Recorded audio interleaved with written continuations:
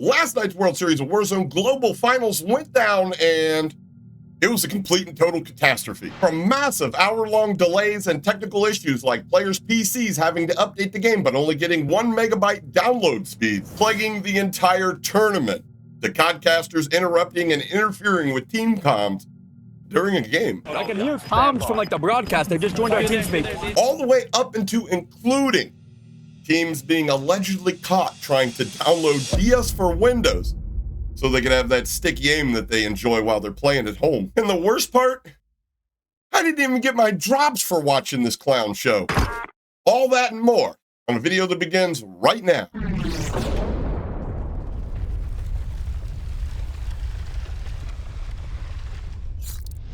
What's up, what's good, YouTube? Hope all is well and welcome back to the channel.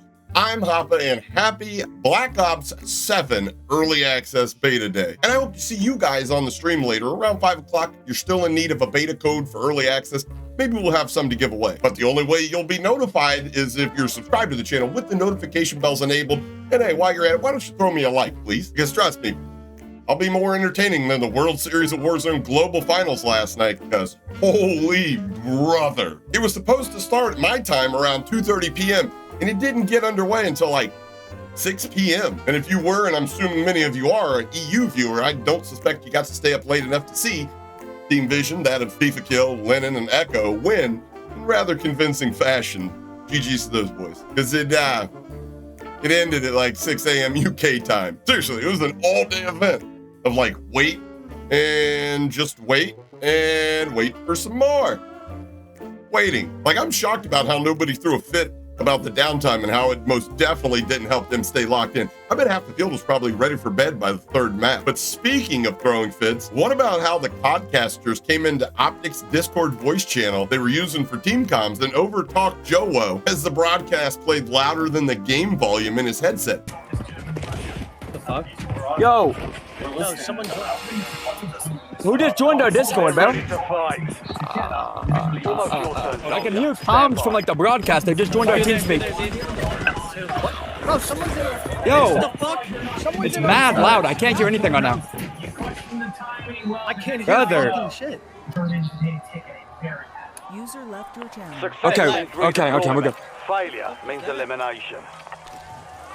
Imagine if that happened mid-gunfight. Imagine how pissed off you'd be. But again, the players weren't the only ones pissed last night. As I mentioned earlier, the starting delay of 2.5+ hours was from what reports say was due to various technical issues like Husker's PC having to update the game and the update downloading at around 1 megabyte per second, meaning that download might be done before the start of the beta today. But somehow, after almost 3 hours, they got all that squared away and all the PCs were updated in working order. Except, rumor has it, a couple teams, some fingers pointing towards them Brazilian squads, but not limited to just one squad, were caught trying to download and install DS for Windows, otherwise referred to as DS4, a virtual input software that allows players to create macros and run scripts for things like auto ping and macro recoils, giving them 0 recoil. And as one of the main reasons they all use it is for that super sticky DS4 aim assist, commonly referred to as a jitter aim script. Ever wonder why some of the streamers get to LAN and they play almost the same, with the exception of their aim being slightly less steady than when they're at home? That could be DS4. I've actually got an older video on how people use it to cheat, and I'll throw that up on screen right now. But it blows my mind that they went out of their way to hire people like Art is War to tune the audio on all the PCs being used to compete in this $1 million Warzone tournament, but didn't have the foresight to download a program or use something like Windows Group Policy for disabling software installs. So in Group Policy, you can block exe installations, disable Windows installer, and restrict app execution to only pre-approved programs. They can block USB drives so people won't be able to plug in a flash drive with cheats or configs. And hell, they could have created users on those PCs with no admin privileges, or even using AppLocker or one of the many other third-party kiosk softwares. But they didn't, which makes you wonder if they caught several teams in the process of downloading DS4, then what didn't they catch? They definitely didn't take any precautions to prevent situations like this. So it's definitely feasible that the competitive integrity wasn't at an all-time high during this year's World Series of Warzone Global Finals. I mean, let's not forget, there was this guy, Optic Forsaken. Yeah, he actually got caught injecting real live fucking aimbot into his computer and then tried to bash the delete button to get rid of it when he was getting caught. People, for whatever fucking reason, for a lot of money, will go to great lengths to bend and possibly even break the rules. Imagine that. I don't understand what's so foreign about that concept. But listen, that don't mean we have any proof of anything nefarious taking place other than, people trying to use DS4. But one thing's for sure, a few of these competitors definitely confirmed some suspicions I personally had about whether or not they were cheating at home and during the qualifying stages, like Big Man, one of Repulse's pets, who shot straighter and made way more blatant plays than that guy Maka, who Repulse had removed from the World Series of Warzone. You guys remember Big Man? Dropped that 8 KD against other pros in the quals and was called out by plenty of pros during those quals. He went on to land and dropped a whopping, drumroll please,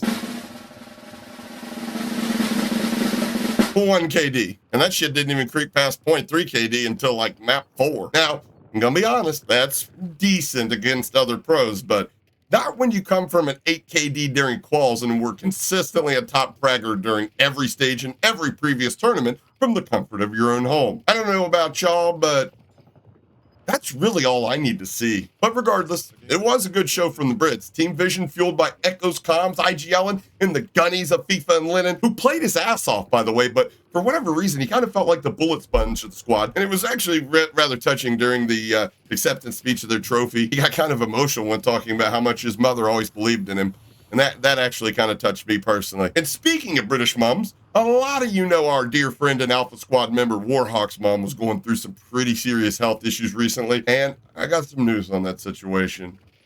She sat up out of a coma last night to complain about Warhawk. So glad to let y'all know she's back on the mend. And also speaking of another fucking warrior, grumpy old man, one of my best friends, literally the grumpfather of this community. Everybody loves your brother and we'll be praying for you. Grumpy will be streaming later this evening alongside me at Grumpy Old Man 11 on YouTube. Let's throw some prayers up for him this morning. He got surgery, but he'll be back later on to stream the Black Ops 7 Early Access Beta with us. I mean, seriously, guys, surgery in the morning, COD by the evening, that's dedication, and I'm so proud of the community we've built here. I'm going to do my best to get you guys some beta codes to give away during the stream today. I mean, literally, it's the least I could do. But listen, another World Series of Warzone done and gone. Another title upon us. Let's just hope it brings 12 months of pure joy to this community. But if it don't, I'm here to dish out some of this sharp, quick-witted tongue of mine. Not the kind that I used to show my ex-girlfriend. This is not that sharp and quick if they aren't with me anymore. Anyways, for all those that still need help with enabling TPM 2.0 and Secure Boot, I strongly recommend you checking out tomorrow's video on TPM 2.0 and how it's going to lead to a better, more level playing field as we dive deep into the subject. And it also lets you know what to do if you're still struggling like I was enabling all these security features, especially if you're like me and have to update your BIOS. If you guys enjoyed the video, do me a huge favor, like it, make sure that you're subscribed with the notification bells on. If you could do me a huge favor, if you're still watching the video at this point, drop a hype on the video, and if you do, I super appreciate all of those. And always remember the wise words of William Bridges? William Bridges, I don't care. You Brits have won enough tonight. Who said, much as we wish to make a new beginning, some part of us resists doing so, as though we were making the first step towards disaster. Catch you guys on the next one. God, please be good. Be good, beta. Be fucking good. Little buddy, what is you doing? Finna go hard, hard, hard. Ice on my neck, ice on my wrist. That for the squad. Know they gon' hate. Do what I tell them. Get on your jaw. Work on smooth. I got the moves. I swear to God. Hey, I just dropped 200 on the